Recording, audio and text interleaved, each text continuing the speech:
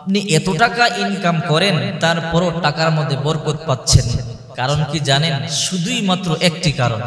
অনেকেই আছে এত টাকা ইনকাম করে কিন্তু দিন দিন গরিব হয়ে যাচ্ছে, সংসারের মধ্যে শুধু অভাব অনটন লেগেই আছে। শুধুই মাত্র একটি কারণ, যতদিন পর্যন্ত আপনি এই কাজটি করবেন ততদিন পর্যন্ত আপনি কোনোদিন ধনী হতে পারবেন না। যতই ইনকাম করেন টাকার মধ্যে আপনার বরকত হবে না। শুনলে আশ্চর্য হয়ে যাবে। আল্লাহ পাকের একজন নবী ছিল, তার নাম মুসা নবী। মুসা নবী হেঁটে হেঁটে আল্লাহর সাথে তুর পর্বতে কথা বলবার জন্য যায়। হঠাৎ করে দুই ব্যক্তি সাক্ষাৎ করলো।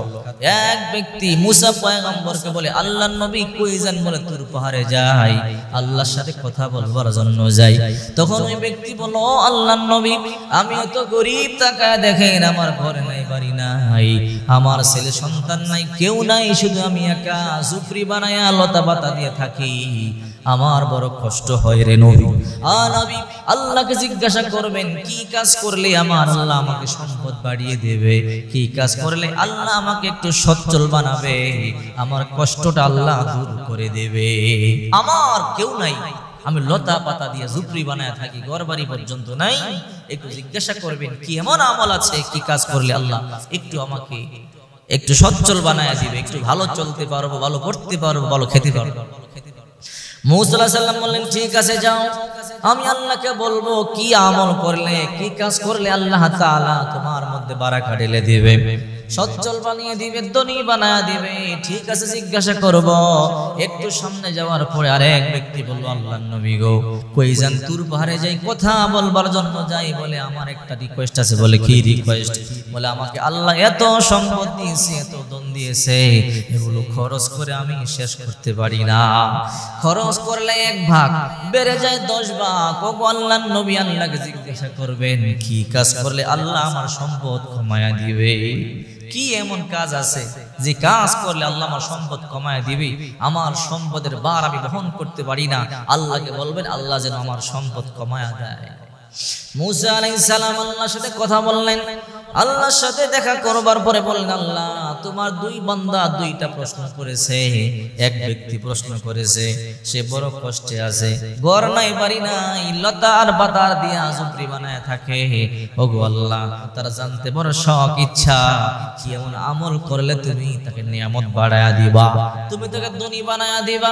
তখন আল্লাহ পাক রব্বুল আলামিন বললেন, মুসা যাও, তাকে বলে দিও সে যদি আমার নিয়ামতের শুকরিয়া আদায় করে আমি আল্লাহ তার নিয়ামত বাড়ায়া দেব।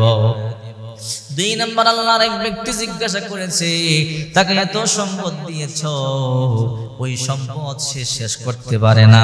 ও আল্লাহ, সম্পদ কি কাজ করলে কম বেশি কথা বলে দাও।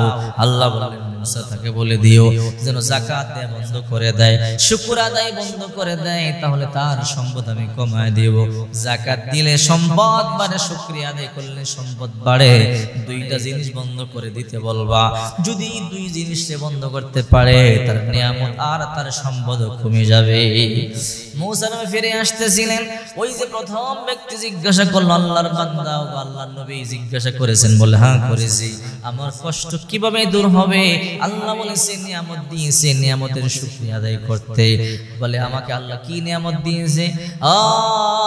ভাই, আল্লাহ তোমাকে যে নিয়ামত দিয়েছে, নিয়ামতের শুকরিয়া আদায় করো। লা ইন শাকারতুম লা আযীদান্নাকুম ওয়া লা ইন কাফারতুম ইন্না আযাবি লাশাদীদ। যদি আল্লাহর নিয়ামতের শুকরিয়া আদায় করে আল্লাহর নিয়ামত বাড়ায় দেয়, আর যে ব্যক্তি নিয়ামতের শুকরিয়া আদায় করে না, আল্লাহ পাক রব্বুল আলামিন নিয়ামত ছিনায় নেয়।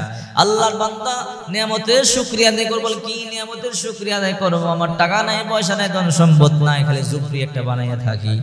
আল্লাহ তাআলা এই কথা বলতে অসন্তুষ্ট হয়ে গেল। মুসা, তারে কি 2টা চোখ দেই নাই? এই দুনিয়ায় কত মানুষ আছে চোখ নাই, তারে কি 2টা হাত দেই নাই? কত মানুষ আছে হাত নাই, পা নাই।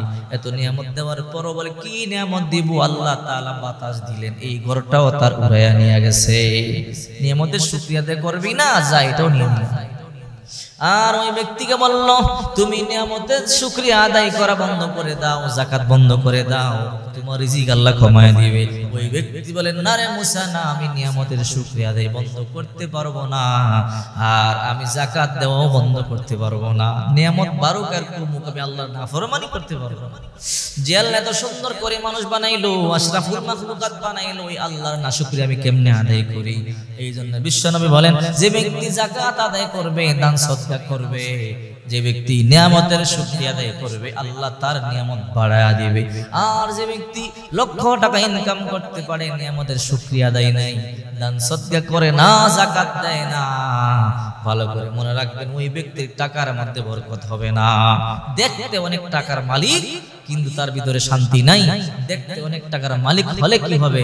তার টাকার মধ্যে কিন্তু বরকত নাই। সে 1 লক্ষ টাকা ইনকাম করে, আরেক দিক দিয়া 1.5 লক্ষ টাকা চলে যায়, আস্তে আস্তে ওই ব্যক্তি ফকির হয়ে যায়। এই জন্য বিশ্বনবী মুহাম্মদুর রাসূলুল্লাহ সাল্লাল্লাহু আলাইহি ওয়াসাল্লাম দোয়া করে বলতেন, আল্লাহ আমারে তুমি শুকর গুজার বান্দা বানাও, আমাকে তুমি সবরকারী বান্দা বানাও। কারণ শুকর গুজারকারী বান্দারে আল্লাহ বড় পছন্দ করে। নিয়ামতের শুকরিয়া আদায় যে ব্যক্তি করে, তাকে আল্লাহ বড় মুহাব্বত করে, বড় ভালোবাসে। আল্লাহ বলে, ফেরেশতারা দেখো, আমি আমার বান্দার নিয়ামত দিয়েছি, আমার বান্দা নিমুখারামি করে নাই, আমার বান্দা নিয়ামতের শুকরিয়া আদায় করেছে। আমার বান্দা নিমুখারাম না, আমার বান্দা আমার নিয়ামতের শুকরিয়া আদায় করেছে। আমার বান্দা আমারে দেখে নাই, না দেখি আমার বান্দা দেখো কেমন প্রশংসা করে বলে আলহামদুলিল্লাহ, সমস্ত প্রশংসা আল্লাহর। হে ফেরেশতারা, আমার বান্দা না দেখি যদি আমার এত মুহাব্বত করে, এত ভালোবাসে, তোমরা সাক্ষী থাকো যে নিয়ামতের জন্য শুকরিয়া আদায় করলো, ওই নিয়ামত আমি আল্লাহ আরো বাড়ায়া দিলাম। তখন আল্লাহ তাআলা নিয়ামত আরো বৃদ্ধি করে দেয়। এই জন্য সবসময় শুকরিয়া আদায় করবেন আল্লাহর, সবসময় সবর করবেন আল্লাহর উপরে। বিপদ আসছে আল্লাহর উপরে সবর করবেন, ধৈর্যশীল হবেন। আল্লাহ নিজে বলেন, লা ইউকাল্লিফুল্লাহু নাফসান ইল্লা উসাহা। বান্দা যেটা সইতে পারে না, আল্লাহ তাআলা ওইটা চাপায়া দেয় না।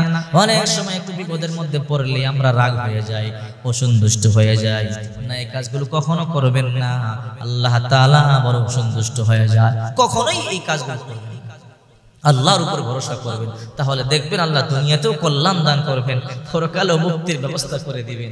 যে ব্যক্তি নিয়ামতের শুকরিয়া আদায় করবে না, ও যত টাকা ইনকাম করে বরকত হবে না, আস্তে আস্তে ফকির হয়ে যাবে, ওর টাকা সব চলে যাবে। আর যে ব্যক্তি নিয়ামতের শুকরিয়া আদায় করবে, যদি সে গরিব হয়, একদিন আল্লাহ এত সম্পদ তাকে দিবে, ওই সম্পদ খেয়ে শেষ করতে পারবে না। হাদিস দ্বারা প্রমাণিত, রাসূলুল্লাহ সাল্লাল্লাহু আলাইহি ওয়াসাল্লাম বলেছেন, আর বাস্তবে তাই হচ্ছে এবং তা হয়েছে এবং সামনেও হবে।